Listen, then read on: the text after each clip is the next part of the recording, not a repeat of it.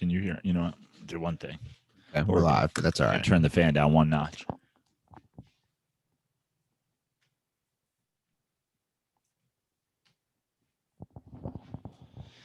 All right. All right, let's do it. Let's do it. Dirty Sports, episode 743, I believe, live on the old tuber in 5, 4, 3. Welcome to the Dirty Sports Podcast. I am your host, Andy Ruther, coming to you live from Cincinnati, Ohio, with my co-host from Lake Tahoe, California, Joey. No chill, Praino. Good afternoon, Andy. Up in the northern California region. Correct. No, I'm in South Lake Tahoe. I'm on the. I'm actually in Nevada right now. I'm in the Mont Bleu Hotel and Casino on the Nevada side of the border. I can see California from here. Can you see Fredo? Is he floating in the water? Yeah. Fredo is on the west shore. Fredo's murder spot and the Godfather compound is just a few hundred yards away from our friend Damo's house, where I stayed last night. And but right now I'm in South Lake Tahoe on the Nevada side of the border, right across the street from the Edgewood golf course, where celebrity golf will be happening tomorrow. I could easily hit a golf ball to California. I could probably throw a baseball to California if I was loose. What is the Godfather 2 compound? Yeah. What is that? Is that someone's house? What is that? Now it's like a whole, I don't like resort, like not a resort, like people own homes in there, but it's like it's like a HOA, you know what I mean? I don't know how many different places are in there. I think they expanded it. The dock area has definitely been expanded. There's like a whole big ass dock over there, but I bet you there's probably a dozen at least still pretty solid residences, big ass residences within this one kind of gated community. Gotcha. Kind of a bummer that they expanded it. Yeah. Although like, I think the original thing is still like the majority of it, but also like their thing was like in the movie, it kind of looked like a compound. I think even that, maybe even back then, was like separate things. You know what I mean? Okay. Yeah, that probably makes sense. Three or four people's homes make it look like one big thing. Yeah, no, that makes sense. And of course they're gonna expand, and it's not like they're gonna keep everything the way it was. But I'm pretty sure right over there, just north of where the Godfather compound is where Zuckerberg filmed his famous hydrofoil with the American flag that he put up the other day. Because his spot is also on the west shore of Tahoe. What's going through his head when he posts that? He thinks he's so cool. He's just like, ain't this cool, man? America. The problem when you're at his level of fortune, who is telling Zuckerberg no? This is a bad idea. Who's telling Jeff Bezos this is a bad idea? Yeah, nobody. They're surrounded by yes men. Absolutely. Yeah. At that level, you need what you need is you need a sibling, if you have one, or a friend that you've known your whole life before you achieve that level of fame and fortune to let you know, hey man, this is a terrible idea. Yeah. This is a batshit crazy idea. Like, hey buddy, the former president of the United States is suing you for like curbing his free speech. Maybe not the day to be hydrofoil with the American flag guy. Not that I'm in any way like Trump's right, but fuck them all. Well, I'd like to see maybe somebody can alert me to this who's listening. Are there any long form interviews with Mark Zuckerberg out there? I don't know. I can't imagine there's I can't imagine. Like Didn't he do a 60 minutes? That's probably the longest. But that's not a long. I'm talking. Is there an interview of unedited Mark Zuckerberg, 60 minutes or more, sit down? I don't know. I don't know either, man. Probably. I imagine if there is, it's one of the selections in the Calm app, as I can't imagine anything that would be more put you to sleep than Mark Zuckerberg talking for an hour. There's a Calm app. Yeah. What's this thing about? It's like for people who have trouble sleeping and stuff. Calm your mind. It's Calm Your Mind app. You know what's crazy? We need electronics then. To me, that's really not calming. I'm not judging anyone using it because I need electronics. I have a sound machine. I was going to say, you travel with your white noise machine? Yeah, but I play Summer Nights, right. Not white noise. But my point is, I don't like that. That in a way is kind of fucked up. Like the brain is still stimulated. I like you're like, I play Summer Nights and not white noise. And that's white noise, isn't it? What do you think? What's white noise? Like 4 chicks at brunch talking about Sex in the City? Like what's white noise? Is that a joke in your act? You should add it. Yeah. You should. I'm serious. You could. That's a quick hitter. It's a one offer. Yeah. No, mine is crickets and bugs. It's basically what I naturally get now living by the woods and suburbs. But you live in the basement now, so you still have to have the machine on. Yeah, because I don't hear that. Although I heard something crawling at the baseboards from like above by the windows, not the baseboards, but by that area. I got a gopher problem. A gopher problem? It's a big ass motherfucker. Caddyshack shit up in the building. It is, and it's a bit. The backyard is getting destroyed. Gopher. Let's see what you got. I'll send out a tweet in the next 24 hours when I remember. I mean, this thing, it's not a small gopher. I saw this thing run across the driveway on Sunday when I was sitting at the kitchen table, and I followed it out, and I'm so stupid. I'm like, what the fuck is that? I'm saying it while I'm filming, and it stares me down, and the backyard is just getting destroyed. My neighbor's backyard. Apparently, this is an ongoing thing that's happened at this residence for years with gophers, but not friendly to the green grass and not friendly to the lawn. Now I'm just picturing Walt in a bucket hat. Okay, gopher, here we go. Oh, Walt battled the gophers. He did. And now it's on me. This, I just want, and then we'll jump into the NBA finals, because after the NBA finals, this is what I was doing last night. I was Googling how to catch a gopher at like midnight. This is my life. What did Google tell you? Well, there's traps. There's different things. I mean, it's not an easy, like this isn't an easy fix.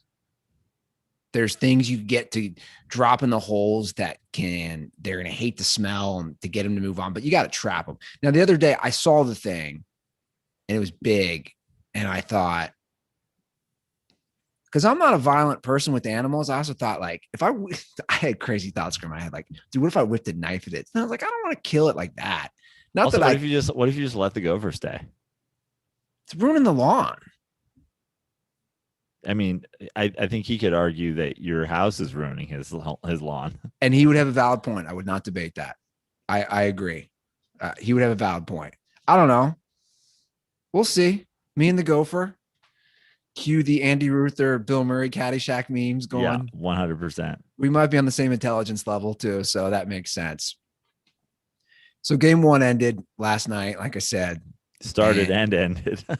Yeah. Game one ended last night. Game one started a week ago, finally ended last night. See, I got that gopher on my mind. Yeah. Giannis was always on my mind. Giannis was back. And to be honest, I thought he looked good for the injury that we all witnessed the week before. Yeah, he looked good. He played very well when he was in.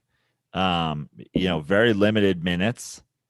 I think you gotta, I know it's great. They got blown out, essentially. It was a 20-point game, late fourth. Yeah, I mean, that was listen, if you're in the NBA finals and it's a 20-point game in the fourth quarter, by me, you got blown out. So I mean, I think at closest it got to 9 or 8, like down the stretch. So they got handled pretty good. But at the same time, Giannis looked great when he was in there. Now the question is, can they extend his minutes, get the same out of him? Because if they can, I think that they could for sure be in this series. I still like Suns in 6, but if Giannis's minutes are going to continue to be limited, I like Suns in less. Yeah. Like Suns in 5. But I think if they can stretch him out and he can be in there, like, throughout this NBA playoffs, on both sides, we have had series go 2-0, and everybody's been like, well, that's it. It's like, guys, that's how it's supposed to be. Like, sure. I am not fully confident in the Bucks giving them a good game in Phoenix game 2. Now, I'm not saying it can't happen, but like, Phoenix has been playing well at home. Their crowd is turned.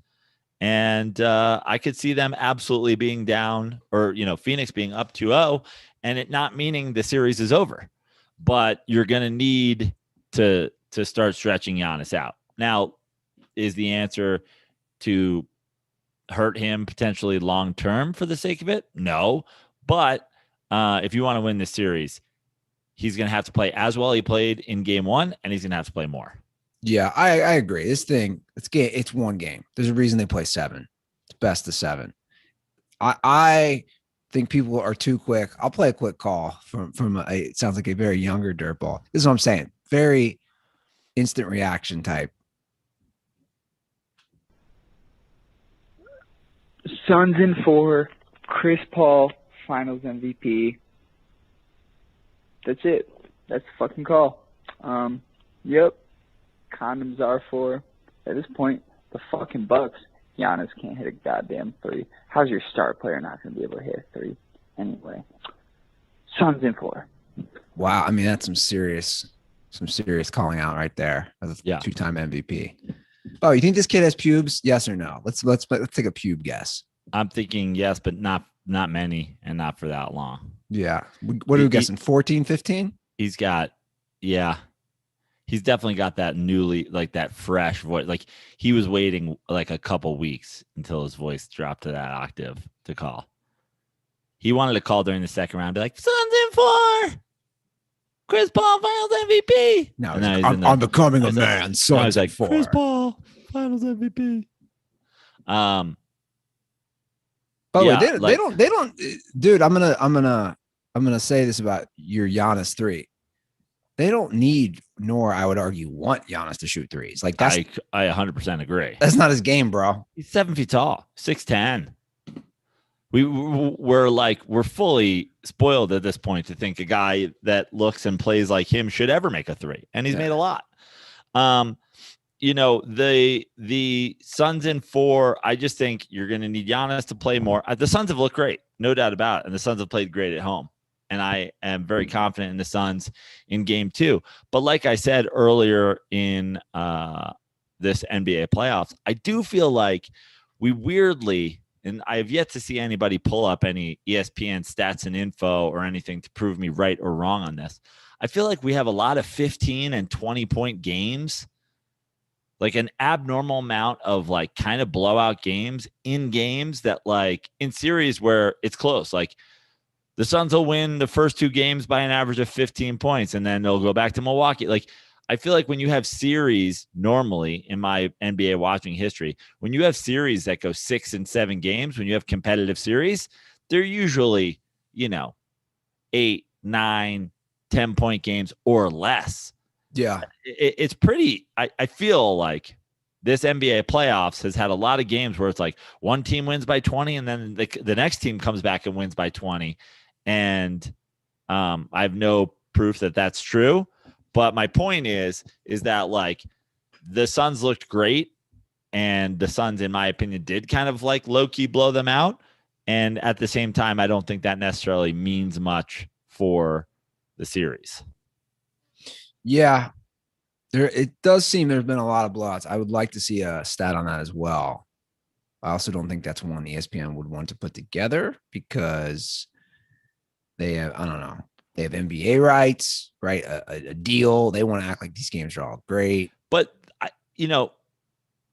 like these series are great still.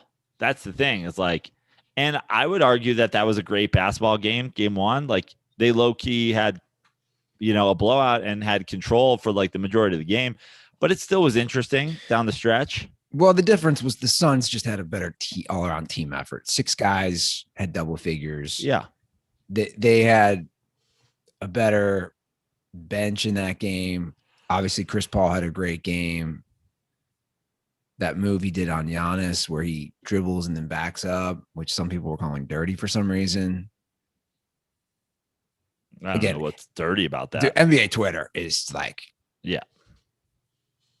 NBA Twitter's next level. NBA Twitter's ludicrous. We've had literally years of episodes on the show where I'm just raging on some of the takes on NBA Twitter.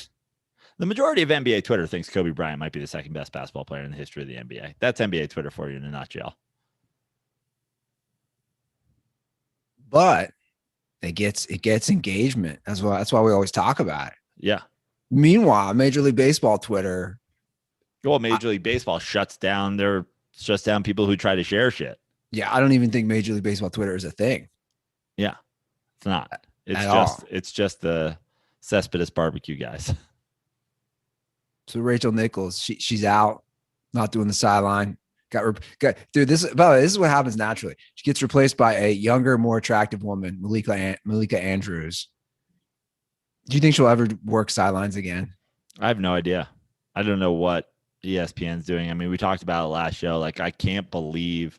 I think that the problem with the quote unquote woke culture, which don't forget, I'm apparently a part of, according to some people who listen to the show, is that like I am this I think is the difference between like people who call me woke and then people who make decisions that are truly woke, quote unquote woke, is like I think she said everything. I don't think she said anything wrong. And ESPN caters to like the over the top folks, whereas like just saying, peaceful protests are okay, Black Lives Matter, whatever. Like, I don't necessarily think that's woke. But then when you say Rachel Nichols can't say, hey, I want my job. If you're going to, you guys are, I agree, you guys are fucked on diversity. Why then would you try to correct yourself by doing somebody who maybe has not benefited at all by your lack of diversity? Why don't you take a white guy's job away? And even that to me is always like, listen, ESPN is struggling. Maybe just make decisions to keep yourself above water financially, but certainly by saying, I am if you read the ESPN book, ESPN has a history of mistreating women. Why would you come for my job? That book is wild. And I would advise. And it's not that crazy. And honestly, the idea that she had to apologize and that Kendrick Perkins and like Richard Jefferson are like, we know you're a good person. Like, what did she say that makes her not a good person? And I fucking can't say, like, to me, I win because now I don't have Rachel Nichols on the sideline and I fucking don't like her. Great. But I'm going to plug that book real quick. It's called Those Guys Have All the Fun. It came out in 2011. I read it. It's long. 832 pages. I remember reading that. That's when I was doing a bunch of fraternity college shows and I was on a lot of flights traveling and I read it. I mean, that's the thing. It's not those girls have all the fun. It's those guys have all the fun. I mean, ESPN used to have a cocaine pad in Manhattan. This is true. Like for all the orgies and cocaine parties. Like this book is the whole history of ESPN, which is cool because it also goes through the actual history, not just all the wild stuff. So it's cool to see where it all came from. But yeah, that's the whole thing with Mike Tirico of all the dirty, sleazy stuff he was doing, including trying to finger bang a girl through the window of a car, like with his hand, like he's not in the car. You know what we were talking about? I was talking to my brother today. We were talking about cancel culture, or I guess cancel culture, but just Me Too, all that stuff. And then we were debating when it's going to hit like music. And again, I'm not trying to cancel anybody, but my brother it's my oldest brother, and he's a huge music historian, and he loves that stuff. And he's like, it's wild. Like, he was like, Jimmy Page it was banging a 14-year-old for so long. Right. And he's convinced it's not going to happen to a lot of these guys till they die. I mean, we've already seen like the grandfathering in of the older people is like fully happened. And I've said that all the time. It's like, even these days, you better be exceptional, like beyond, you have to be like undeniably great to be like a white dude and get anything, because they're like no new white dudes. Like if you were like, like look at Alec Baldwin running around calling people, gay slurs for years, but it's like he's already working, so he can keep working. But just no new white guys. That's the thing they do. So Jimmy Page can do whatever he wants, but like, God forbid they find a Jason Mraz tweet from 2 years ago. He'll never fucking be able to. He'll never be able to set foot in public again. Yeah, it really is weird. I mean, the Led Zeppelin was shoving, dead eels inside of teenagers, and Ryan Adams like told a 15-year-old girl, call me sometime. Did Led Zeppelin really do that? Yeah, there's like some sand shark I think they put a sand shark inside a girl. Oh my God. Wild. Yeah. But even like the lyrics, it was the like, 70s, mate. No, I know. Like I told my brother, I said, I feel like rock, because I always put rock and rap together because I think they're very similar genres. And as far as the mentality and the women and just that lifestyle, I think rock and rap are just so similar. And I was like, dude, they have just basically gotten the carte blanche pass. Again, I'm not saying I agree or disagree. I don't have a stance on it. It is just kind of interesting how all these things are unfolding. And sadly, for a place like ESPN, but that's the thing. That's where it's just so confusing, because you're like, Rachel Nichols can't work the finals anymore. And good, fuck her. I hate Rachel Nichols, so glad she's gone. But the reason that you do it is ridiculous. But let's have Eminem, join Kirk Herbstreit in the booth for the Michigan-Ohio State game, where he talks about murdering his wife and child and putting them in the back of his car where he drives it into a lake. You're like, fuck. He's like, yeah, but that happened in the 90s, dog. Great album. Yeah. Well, yeah, exactly. I don't know, man. No rhyme or reason. But I like Eminem and I don't like Rachel Nichols. So, it works out in that regard. But yeah. Me too. I totally agree. So you still like Suns in 6? I still like Suns in 6, but I'd like it to be a good series if Giannis can extend his minutes. Chris Paul was incredible. Yeah. Booker was incredible. Ayton. I mean, a lot of people. Booker didn't shoot that well. Booker has not been shooting that well. Right. I feel like that's flying under the radar. But they're playing at a high pace. Like it's, he hits big shots when you need him. Is it the most efficient couple series he's ever had? No, but he gets big buckets. A lot of people are eating crow on Ayton, including me. Do I think Ayton will one day be the league MVP? No, I don't. Do I think Luka will one day be a league MVP? Yes, I do. That being said, the Suns are in the NBA Finals, and Ayton was beasting in Game 1. Yeah, he's a grown-ass man. Yeah. I mean, that dude is just, and he moves very well. Great hands, rebounding, defends, rolls, everything. Skill set. Yeah. Yeah. He really does. He moves efficiently. So, and Lopez scored, I don't know how many points in the first half or in the first 3 quarters, whatever it was. And then he can't be on the floor in the fourth quarter because he's getting eaten alive defensively by, amongst others, Ayton. And so you basically render him useless because he can't stay on the court. Ayton is eating him up. He's getting eaten alive by everybody. Yeah, exactly. Then on the switches, he'd be guarding Paul or Devin Booker. That's just going to be a mismatch. They're going to need Holiday to step it up. He didn't have a good game. No, he didn't. And he hasn't been great. They're definitely going to need that if they want to compete. But as a Suns fan, if Devin Booker can go 1 for 8 from 3-point range and you can still win easily, that's just a good sign for your squad. So I'm stoked because I'm leaving tomorrow for my first trip to Milwaukee. Never been, Joe. Yeah, that's crazy because you're Mr. Midwest.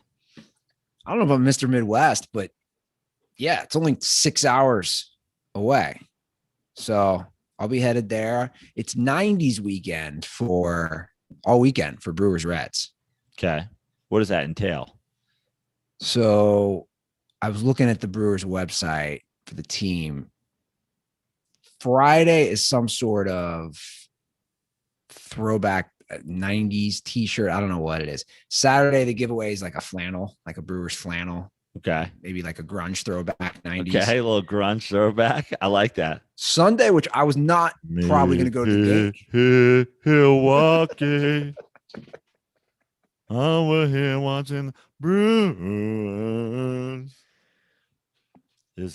So excited. I'm a Cubs fan, but it's just exciting for the other teams in the NL Central to be embracing grunge. Yes, have some beers, not too many, and push to 9/11. Sunday, which I was not planning on going to the day game, but I might now because of this, is Robin Yount bobblehead day. Wow. That'd be a good bobblehead to have. Not going to lie. That's good. Then maybe go to the Bucks game at night. Yeah, I can. Are you going to go to the Bucks game? No. Why? Dude, tickets are like $500, cheap seats. Okay. It's not in my budget unless, some of our friends wanted to up the ante. Some of our friends of the show, including one of our great friends, Miller Lite. Yes. Home of the Millar Brewing Company, Milwaukee, Wisconsin.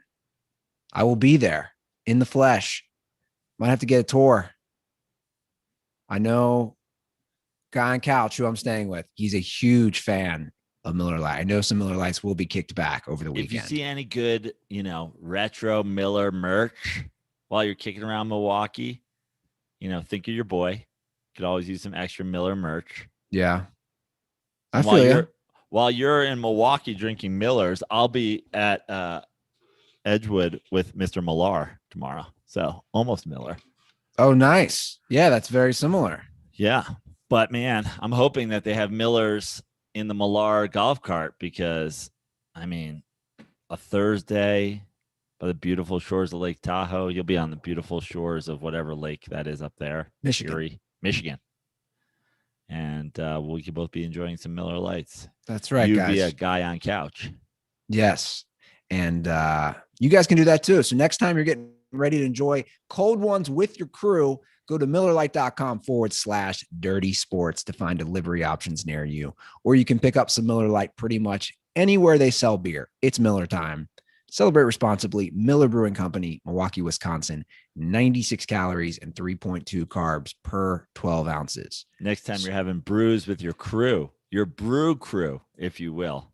There you go. That's a good And shout out to everybody across social medias, sending messages on Twitter to @FixYourLife, sending messages on Instagram to @Joe Praino this past Monday for Joe Praino Day. So many good Joe Praino Day Miller Lite celebrations. Warms my heart. And good tagging Miller Lite. We appreciate that, guys. They appreciate that. So you just alluded to it. So you're going to be caddying tomorrow. I'm caddying for Kevin Millar, former world champion, Boston Red Sox legend. But also I've heard I'm not really caddying.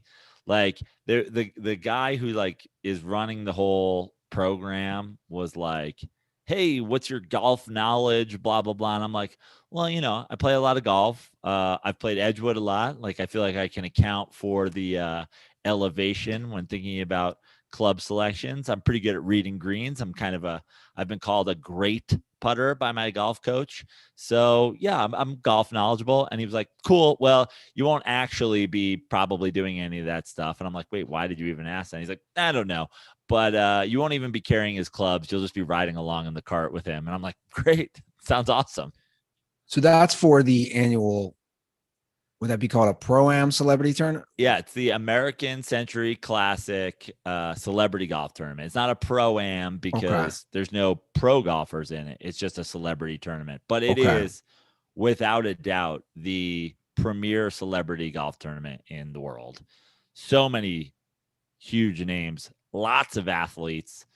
Smoltz plays every year. Romo plays a lot. I don't know if I saw Romo on the list this year. Aaron Rodgers plays every year. I know he's going to be here. Barkley's here every year.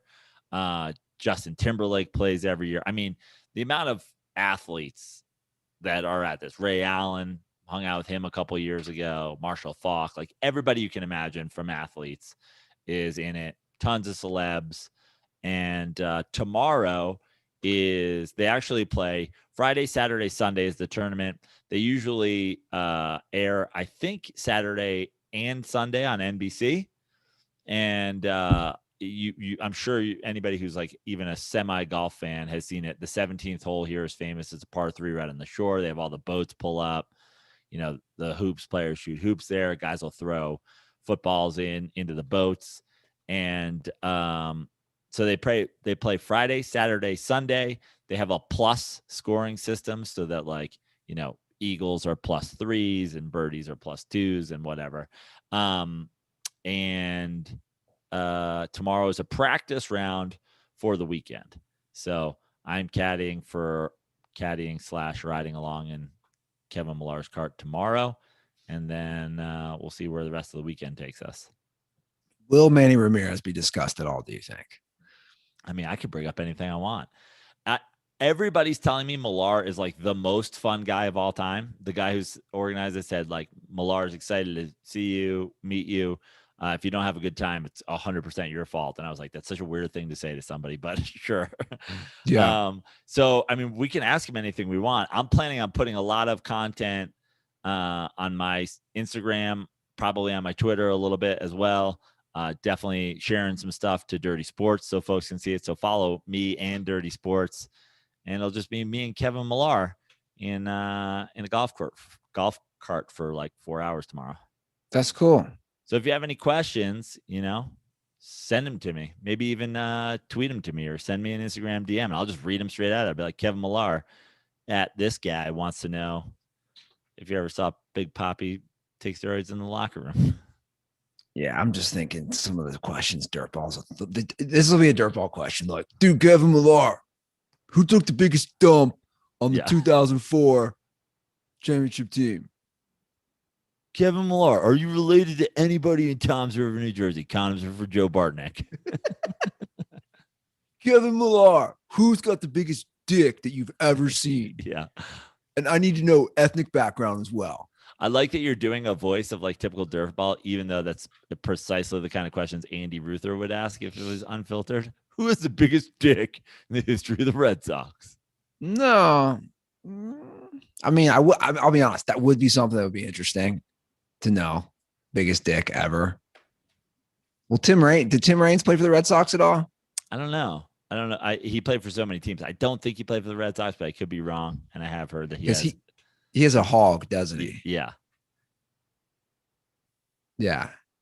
Because you were the one who told me that. That's why. Well, I know a guy who used to be a clubby for the Yankees, and he said Rock Raines, you know, despite the idea that maybe he got the name Rock from smoking crack, which is probably just some racist shit, to be honest. Well, no, you know, Tim Raines, he famously said he slid head first so he didn't break crack vials in his back pocket. Okay, I stand corrected. I shouldn't have said that. That actually his nickname Rock was from having a giant cock. Okay, so he had a rock between his legs. That's what it was. Well, all these questions, you know, imagine being so careful with your crack that you'd rather slide head first on your giant dick.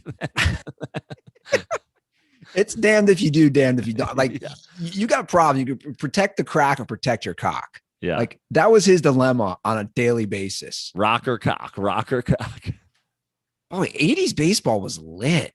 Yeah.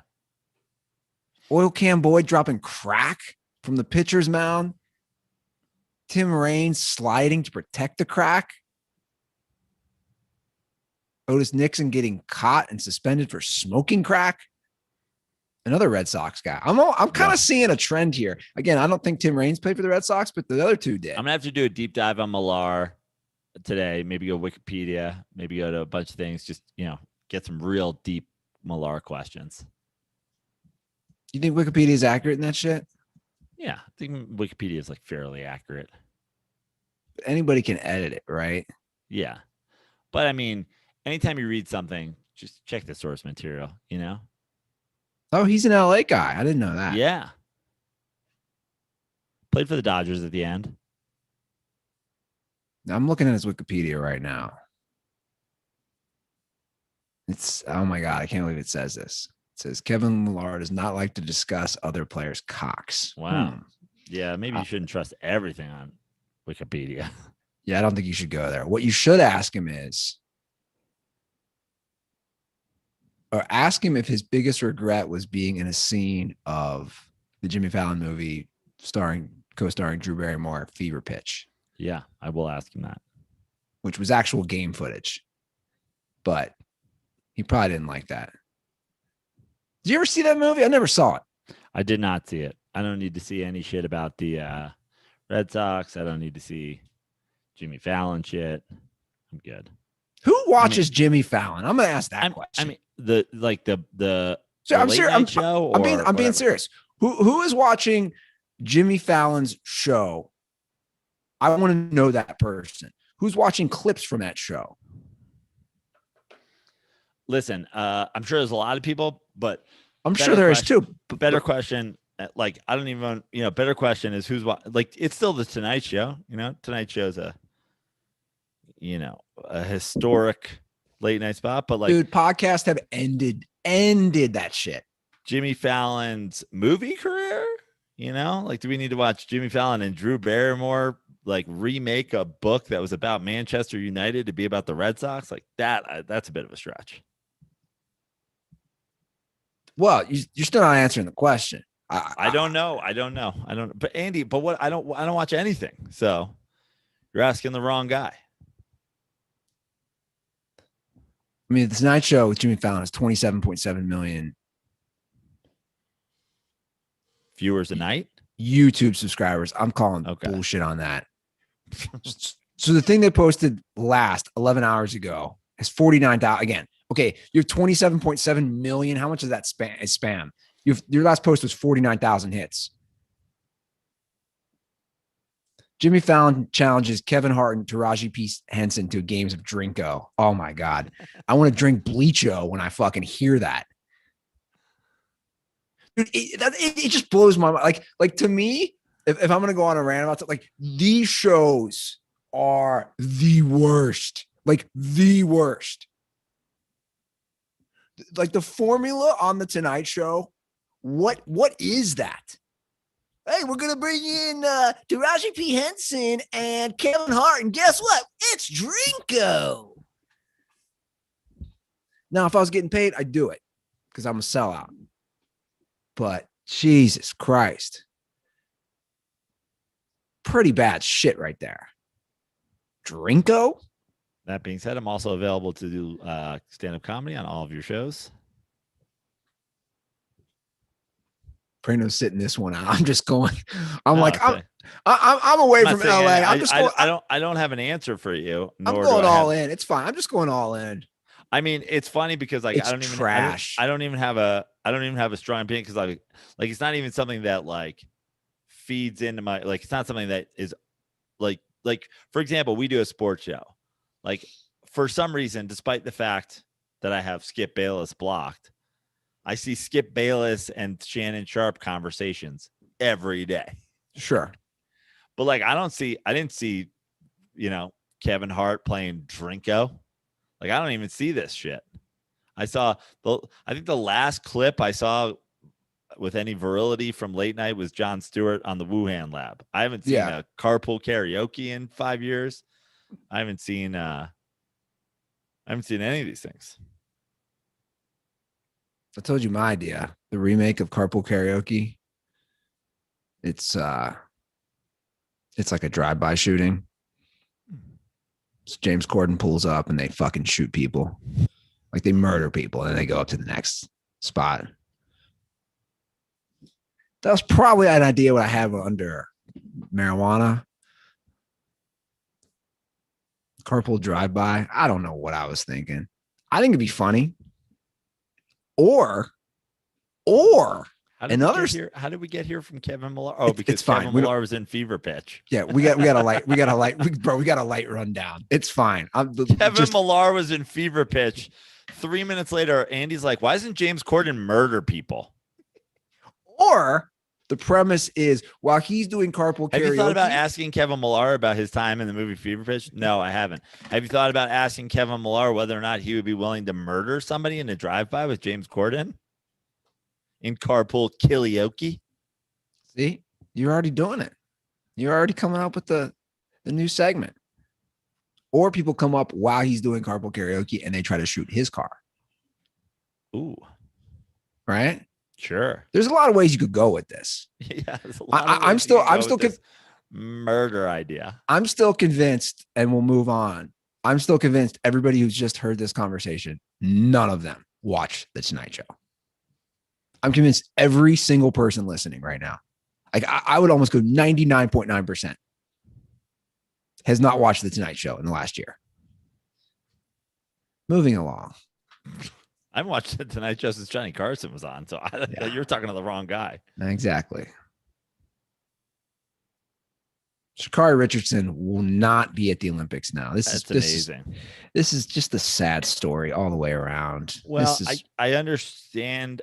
I didn't see the reasoning behind it, but I understand that, like, you know, in all these sports that have relays, like it's usually just members of the team. She's technically not going to compete in the thing she qualified for. So it's like the idea, it would be pretty rare to bring, I mean, obviously it's a very rare occurrence that somebody qualifies and then is somehow will only be available for one. But dude, she's the fastest sprinter in the United States. I understand that. Listen, you want to guarantee, Andy, the American women will win the relay she was supposed to be in without her?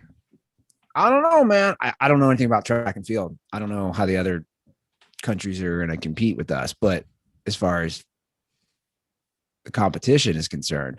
Well, I predicted it. And if I predicted that they will, I predict they will talk about how it'll be a tough race against Jamaica because we don't have Sha'Carri Richardson, and that we will still win the race. Yeah, but okay, the statement from the United States Olympic track and field team says, while our heartfelt understanding lies with Shikari, we must also maintain fairness for all the athletes who attempted to realize their dreams by securing a place on the U.S. Olympic track and field team.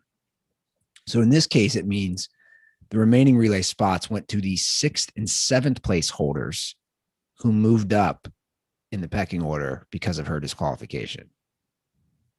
To me, it doesn't sound like they're giving the best person the spot, the fastest person. Right.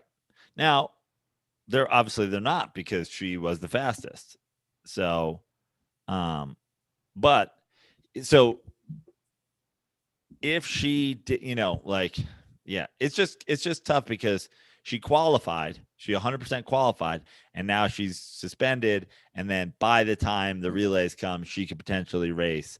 But usually the only people who make it are the people who are the fastest at that, and then they qualify and then they run. So it's a very rare occurrence, I'm sure.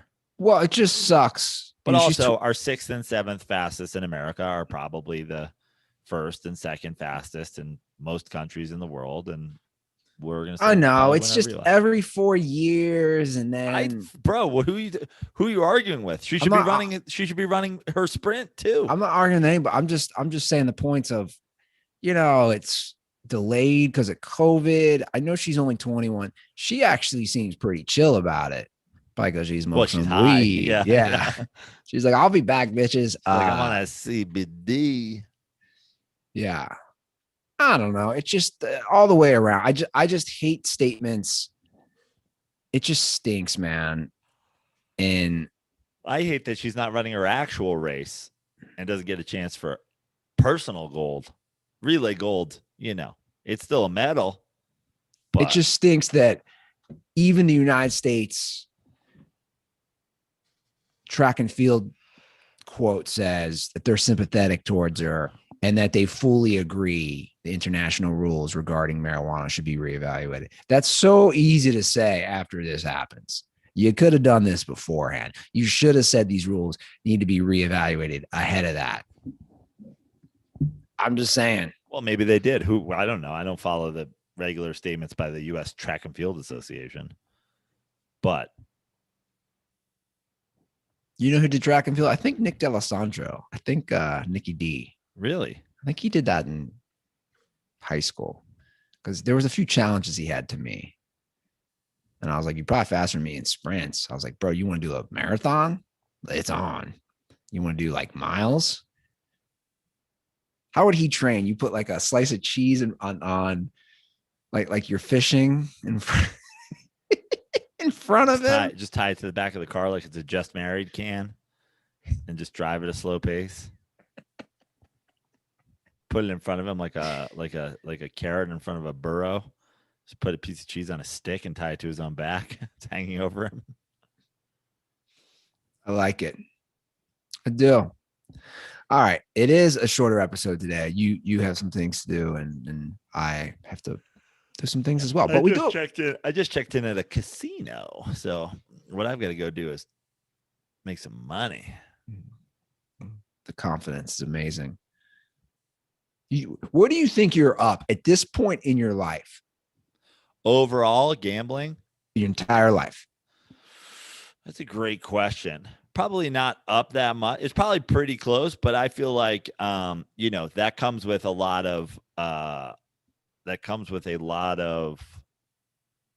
reckless gambling. Like right now, if I go downstairs and I go to gamble a little bit, I'll probably play some poker, and I'll probably go to the sports book, look at some of the different futures, look at the NFL stuff. See if they have any like player props on, like, I don't know, Jacob deGrom to win MVP, shit like that. But I'll probably play some poker. Now, that being said, tonight, if my buddy who owns a pub here calls me and he says, I'm off from the pub, let's go drink some beers and play some blackjack. Well, blackjack is a reckless game to play. I know all the rules. I know how to play, but it's a rigged game. Yeah. It's rigged for the casino. So am I up playing blackjack in my whole life? Probably not. Am I up playing craps in my whole life? Probably not. I barely play roulette, but when I do, I usually go big on odd or even or red or black. And I have a pretty good run of that. Maybe I'm up in roulette for the rest of my life. I'm definitely up for sure in my life. I am up playing poker in my life. I've won way more money playing poker than I've lost. But it was years before I played poker in a casino. I don't think I played poker in a casino until I was like 26, 27. I'm probably pretty close to I'm saying I'm between $0 and $5,000 up in sports gambling in my life. But think about that. I've been sports gambling for 20 years. Divide 5,000 by 20. I'm up $250 a year.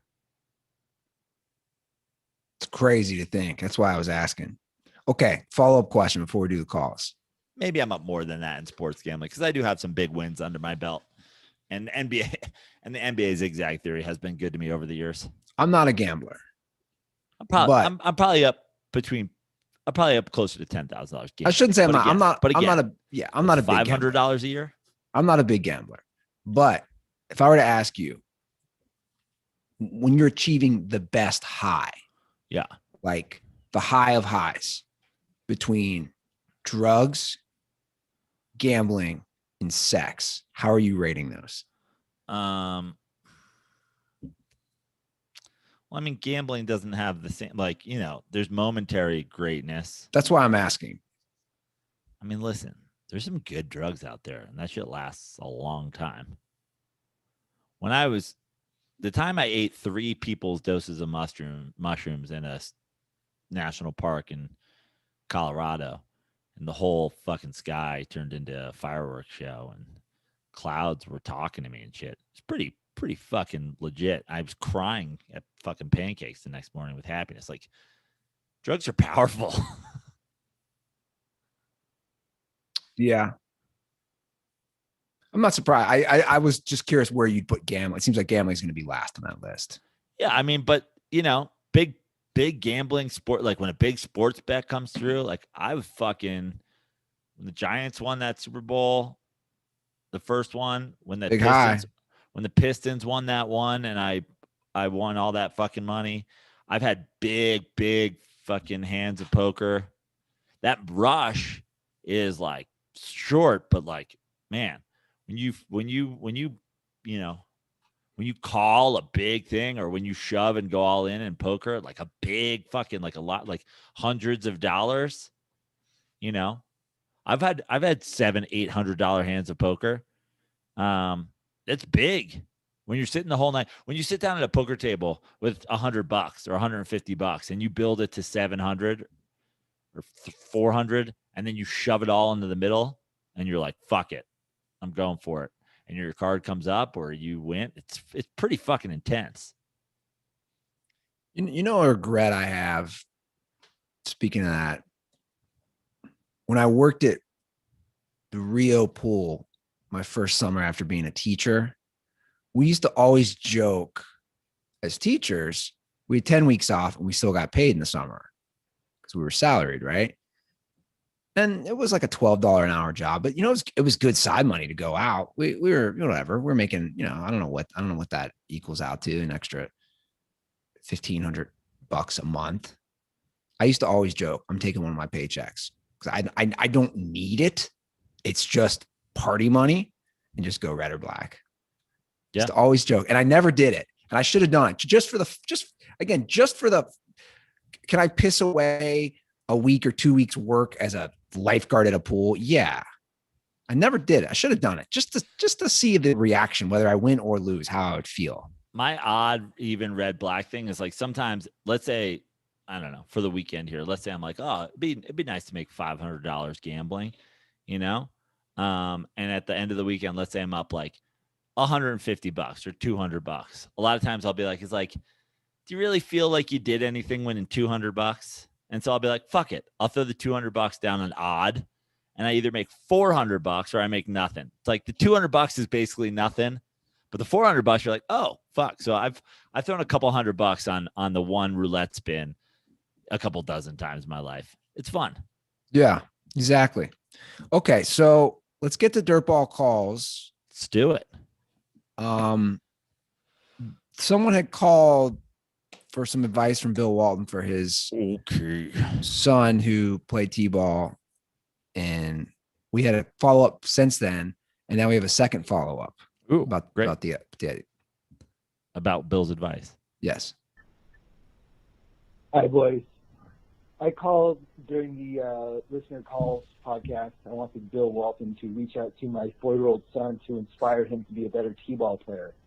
Well, no joke, the following weekend, and I should have called about this earlier, my son got the game ball after his T-ball game.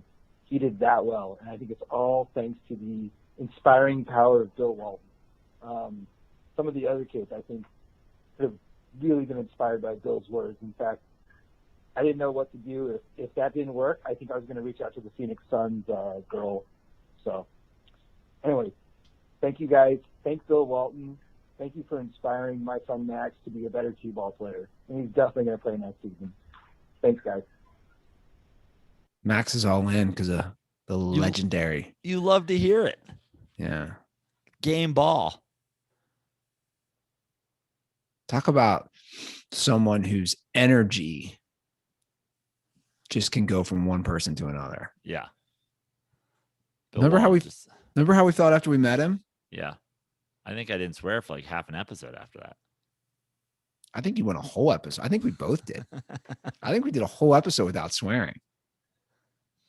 Shout out to Bill. Shout out to Bill. Here's a question for me. Yeah, this is Clay Jenkins, Greenville DirtBall. This question's for Andy. Who is your favorite Reds player? Let me know what you think. Love you guys. Miller Lite. Peace. It's pretty easy for me. It's Joey Votto. I mean, just all time or currently? Currently. Yeah. He's just such an interesting dude. And if you have The Athletic, you gotta read this story on him. It's titled Joey Votto is playing chess and the rest of us are playing checkers. Reds first baseman, maybe the most interesting man in baseball. It was written in April.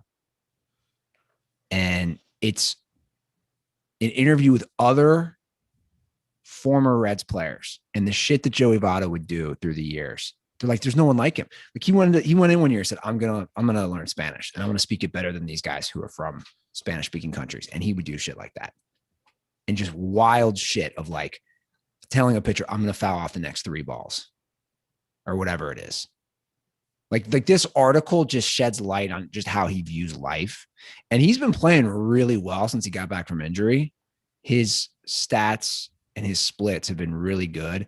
And there was an article I was reading in the local paper today saying he just said he wasn't having enough fun. And he realized, dude, I'm 37. This is the end of my career. I got to just have fun and enjoy it. So he's by far my favorite player. And I know a lot of people go nuts and say a fucking contract. And look, the contract's not good right now. It's not good for a small market team.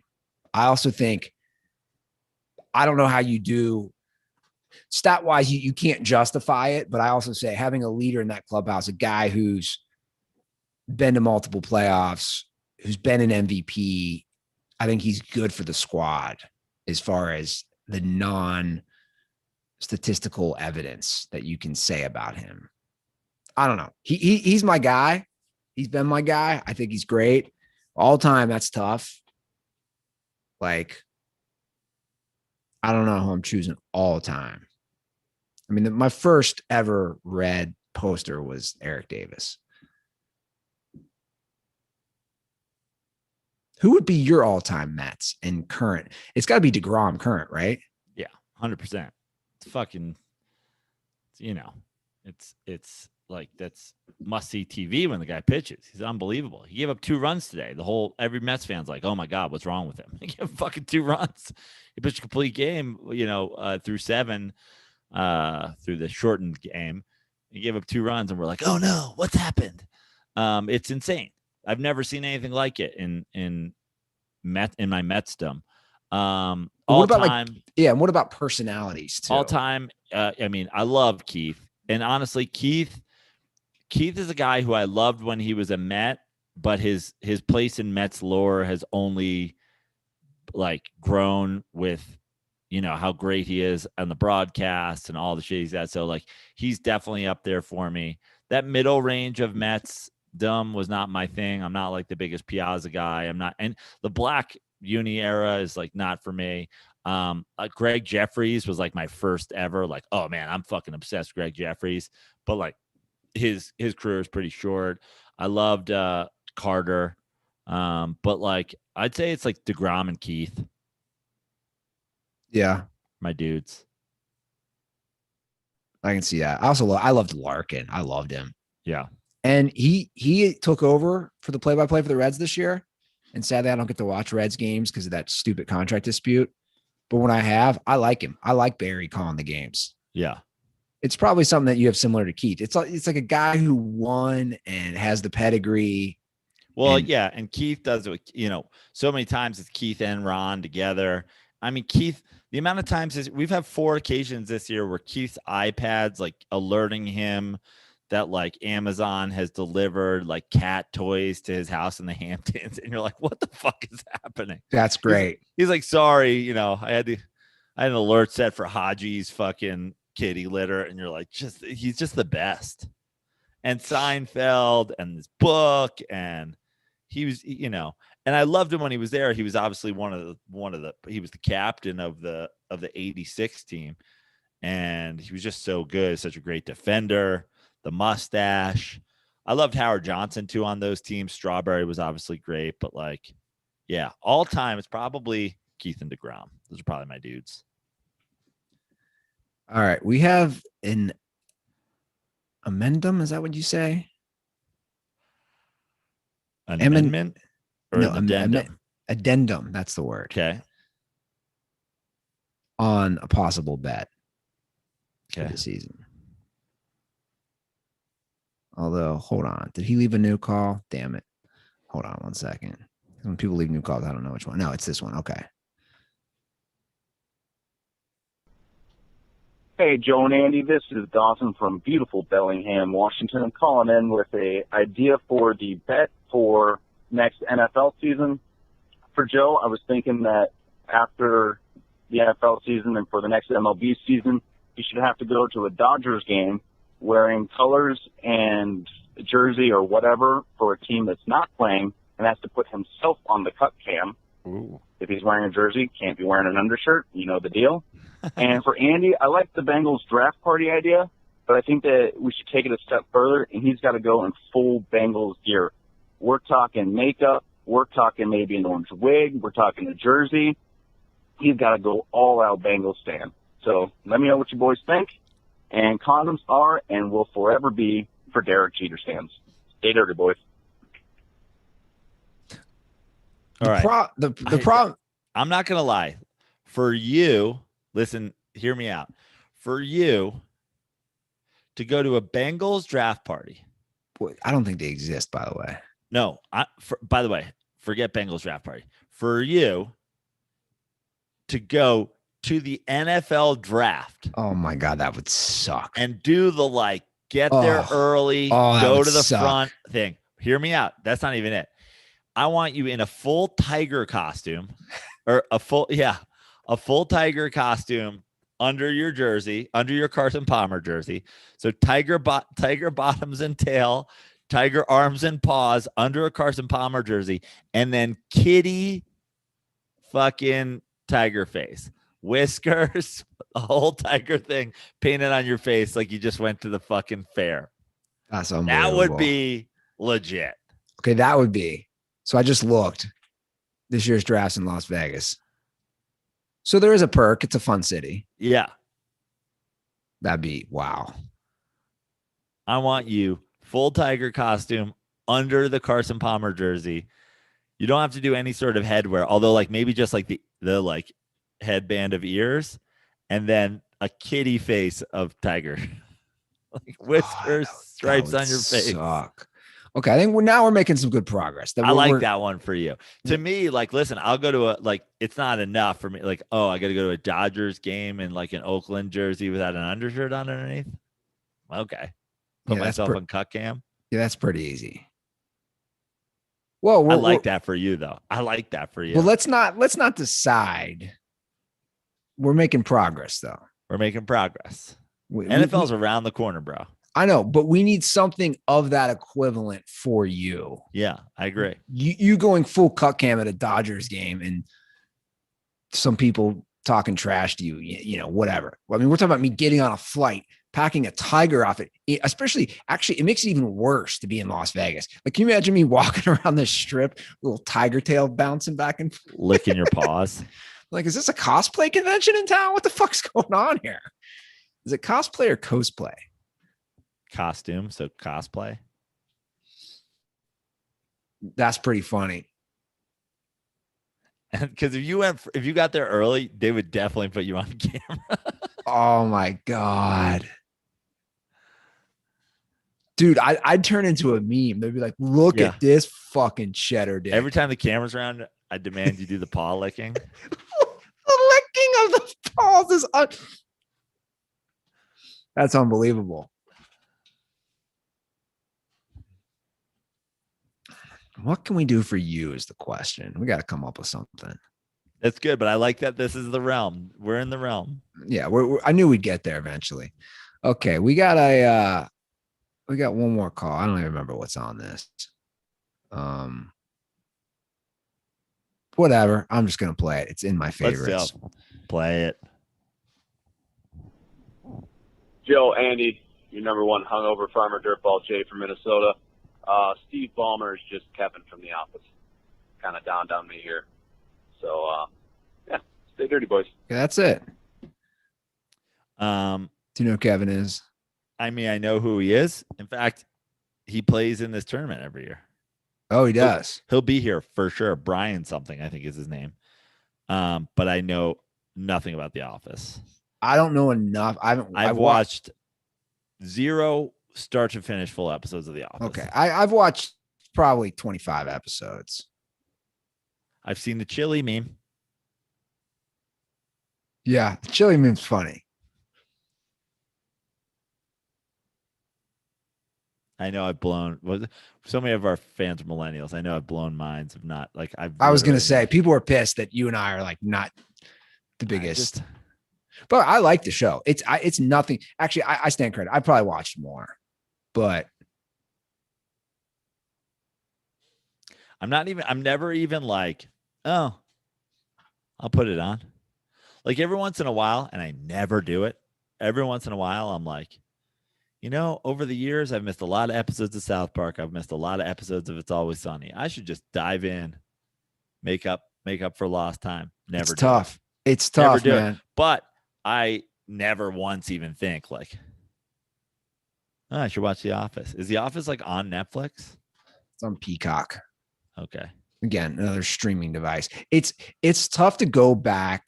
These shows lasted so long. That's where I've been plowing through since February. Shameless. I never got into Shameless. I'm on season 8, but this is where I'm at. This is my point of, okay, so in 4 months, so obviously I'm not going at the quickest pace because I got shit to do. So my point is there's 10 seasons. And I think the 11th just finished. So the final season just finished in April, but like these shows, and I put that Office in that category of just shows that went on forever. And it's tough, especially if it's not new, you know? I get what you're saying about South Park and Always Sunny, because for the most part, I've stayed loyal. I have stayed loyal to those. So I've watched them through. Like I'm stoked about Succession coming out. Yeah. You were late to the party on that too. You did that. You did that against your will. We had to twist your arm to watch Succession. No, you have to twist my arm. I just heard a lot of good things. I just didn't do it. Don't give me that. You have to twist my arm. The intro song makes my workout mix a lot. That fucking shit gets me turned. I'm like, I want to run through a brick wall. This will only be what, season 3? Yeah, just season 3. It's a good show. I gotta get HBO again. I haven't had HBO for a while. I'm gonna get it just for Succession. Well, those are the calls. 310-359-8365. Give us a holler. We'll be back Monday. We can get to the calls. I will be sending out koozies. Thanks to everybody who's left a podcast review. Again, if you leave your Twitter or Instagram handle in that review, I will reach out to you. And I'm not getting those out this week. So if you left a review in the last 2 or 3 weeks, my apologies, but those will be all out next week for sure. And follow us on the Twitter and Instagram at The Dirty Sports. At Joe Praino on all things social media, except for Twitter at Fix Your Life. Follow me there. Please follow my Instagram. I'm at 3,900. Can we get to 4,000? If you're listening to this and you don't follow me on Instagram, what are you doing? Keep drinking Miller Lite.